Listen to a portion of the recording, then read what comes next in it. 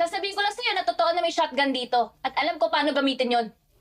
Shotgun lang pala alam mo. Ang hina mo naman. Ako hindi mo ba alam? Isa ako sa mga piloto ng jet fighter ni Ronald Trump.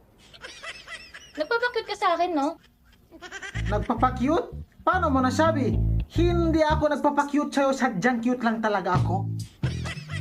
Kala mo hindi ko napapansin? Hoy, babae, umayos ka.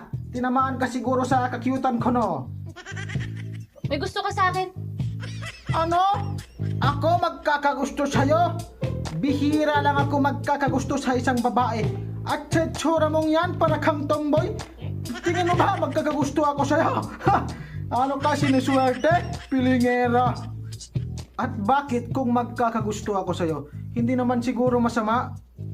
Masama. Kasi wala akong interes sa ganyan. Masama daw. Halatang may pagtingin ka naman sa akin.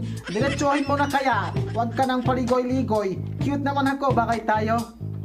Kaya pwede ba tumigil ka? Kasi hindi ka cute. Hindi ka gana sa akin yung ganyan mo.